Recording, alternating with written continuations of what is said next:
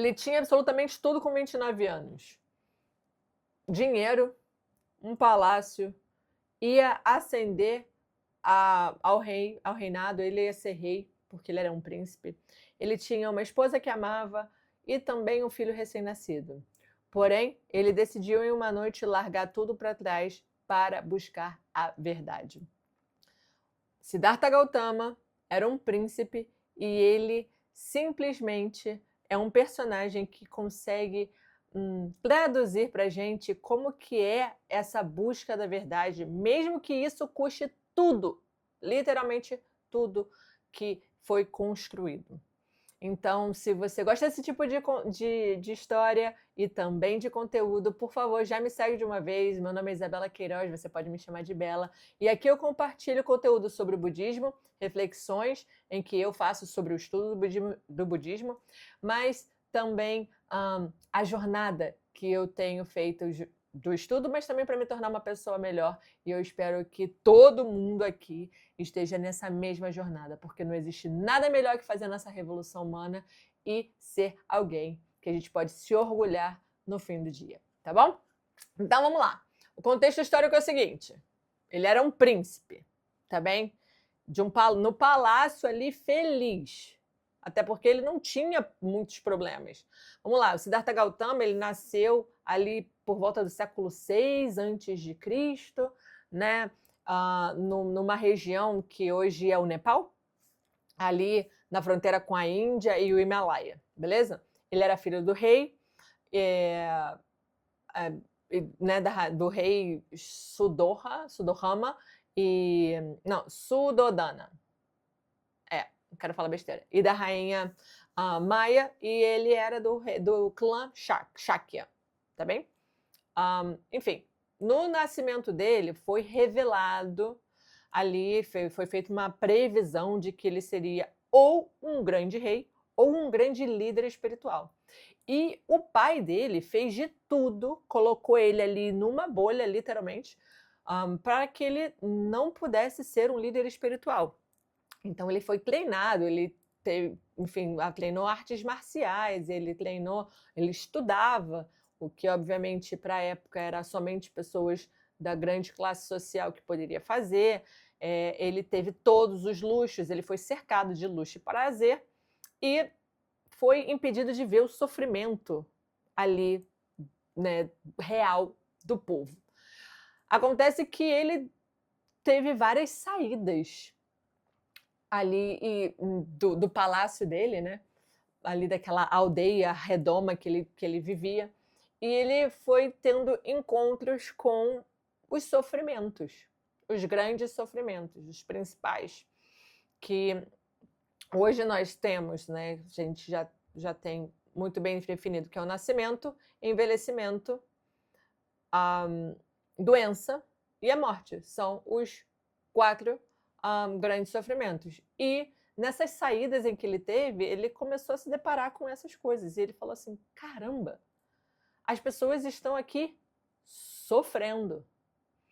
E quando a gente tem, talvez, eu não sei se você sinta isso, mas quando a gente tem um chamado, quando a gente se sente numa responsabilidade de realizar algo, é meio que inevitável. Por mais que as circunstâncias, né, as pessoas, no caso dele, né, o pai dele, o rei, tenha tentado impedir ele de ir para esse lado espiritual, ele mesmo, né, a vida dele foi levando ele para esse lado, e ao se deparar com a realidade fora do castelo, ele decidiu que ele deveria buscar como viver bem, apesar dos sofrimentos inevitáveis, porque esses 4 sofrimentos, o nascimento, envelhecimento, doença e morte, são simplesmente inevitáveis na vida de qualquer ser humano aqui na Terra. Assim de simples, tá bem?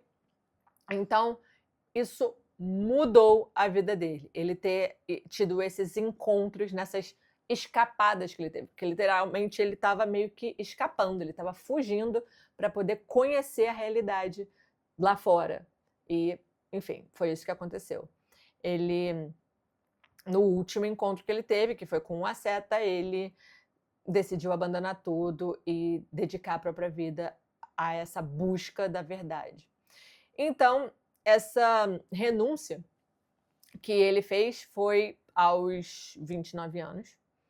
E hoje eu fico pensando, caramba, aos 29 anos, que não tem muito tempo, eu tenho só 36 anos, eu já estava, né, assim, buscando ser melhor, mas obviamente estou muito mais preocupada de maneira geral com outras coisas, com as minhas coisas mais mundanas, isso é um fato. Eu sou realista, na minha vida é assim, mas ele abandonou tudo o que ele tinha para isso. Enfim, então naquela mesma noite, né, em que ele decidiu fazer, ele se foi, e ele foi somente com uma pessoa dali do castelo que cuidava dele, né, e o acompanhou de cavalo. Então esse episódio, ele é, né, enfim, conhecido como a grande renúncia do príncipe Siddhartha Gautama. E ele, o Siddhartha, ele passou 6 anos só vivendo como um asceta, que é aquela pessoa que pratica, né, faz várias práticas espirituais e renúncias para que ele possa sentir que a ausência de coisas possam mudar a vida dele de maneira espiritual.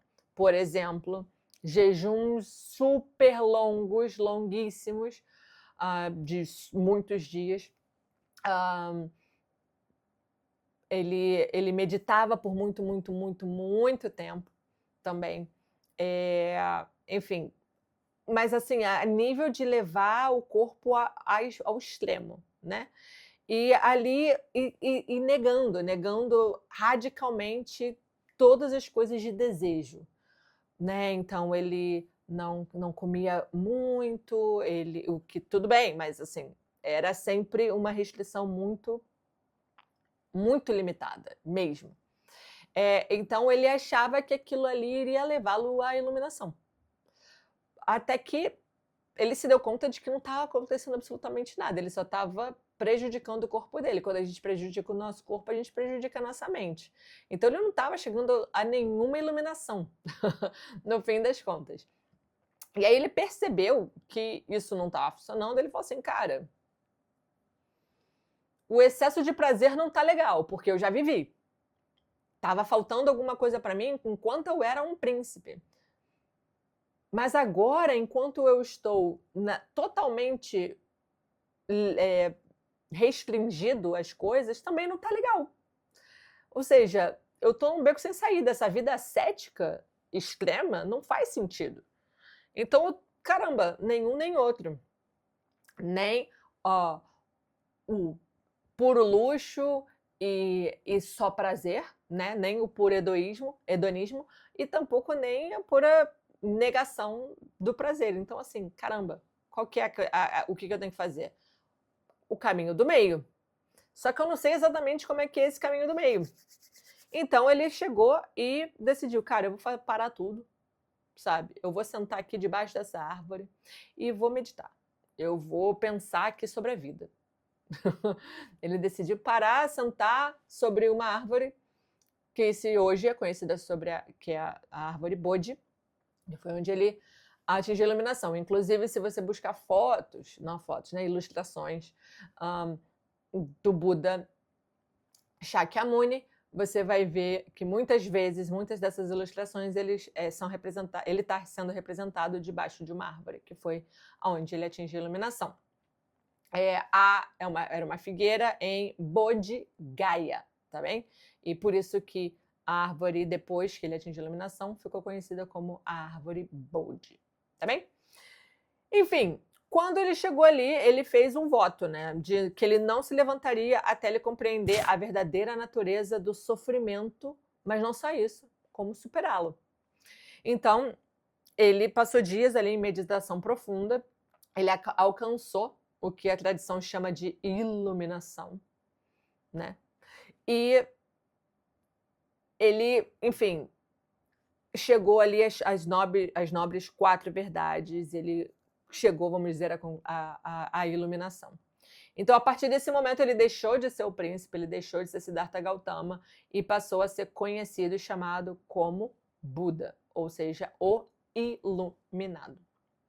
Tá? E ele passou os outros 45 anos dele praticamente ali só propagando, até vir a falecer ali por volta de seus 80 anos. Então, com 29 anos, ele saiu da floresta, não, da casa dele, ali do palácio. Por mais ou menos 6 anos, foi essa busca totalmente ascética, em que ele chegou à conclusão, finalmente, depois de 7 anos sofrendo com escassez, de que aquilo ali não estava dando certo. E aí, ele entendeu o caminho do meio depois da sua iluminação. Agora, o que essa história ensina para a sua vida, para a minha vida? Porque, afinal, a gente não precisa fazer isso. Já está aí, os ensinamentos já estão aí, disponíveis para a gente. O que a gente pode fazer agora, entendendo a vida do Siddhartha Gautama, a vida do Buda? Né? A história dele não é sobre abandonar a família. Então, não é sobre você sair da sua família, abandonar o seu trabalho, falar tchau todo mundo, eu vou aqui largar tudo porque não está dando certo. Não é sobre isso. É só a pergunta que a questão principal aqui é a coragem que ele teve, né, de fazer o que a maioria das pessoas não tem, que é que será que aquilo que eu considero sucesso, porque ele tinha garantido, ele era herdeiro. Será que aqui, e naquela época herdeiro não era mal visto, né? Porque hoje em dia a galera gosta de fazer pouco caso de quem é herdeiro, né? Enfim. Mas assim, a questão é, será que aquilo que eu considero sucesso está realmente resolvendo o que mais importa? Né? É isso. Ele tinha todo o que todo mundo dizia que deveria bastar, mas ele falou assim, caramba, parece que não. Agora, o principal, você não tem que abandonar absolutamente nada. Você não tem que sair do seu trabalho, você não tem que chegar e falar tchau, família, não é sobre isso. Né? O que você tem que fazer é parar para pensar, caramba, o que é então na minha vida que eu poderia estar fazendo melhor? Talvez o seu daimoku, a sua oração, o seu momento espiritual tá de lado, tá assim pouco, sabe, tá em segundo plano? Não deveria. Não deveria estar em segundo plano. Porque quando a gente consegue colocar esse lado espiritual em primeiro lugar, as outras coisas se encaixam, as outras coisas ficam bem. E o lado espiritual não é você ficar ali indo para a reunião e sendo uma pessoa boazinha na reunião e falando coisas bonitas na reunião, mas em casa e no trabalho você não está mudando. Não é sobre isso, é ao contrário. É você, diante do seu Gohonzon, você conseguir fazer uma reflexão sincera, um exame de consciência sincero e real. Quando você vai para a reunião, você faz o estudo, você aprende e busca, sinceramente, colocar na sua vida diária. Dentro de casa, no trabalho, no transporte. É isso. É sobre isso. Então, se você ficou até aqui, aproveita, dá um like, se inscreve no canal se ainda não é inscrito e comenta. Isso faz sentido para você? Se não faz sentido, pode comentar também. Não tem problema não. Eu quero saber o que você está pensando. Isso para mim é importante, tá bom? É isso. Eu te vejo no próximo vídeo. Um beijo e tchau.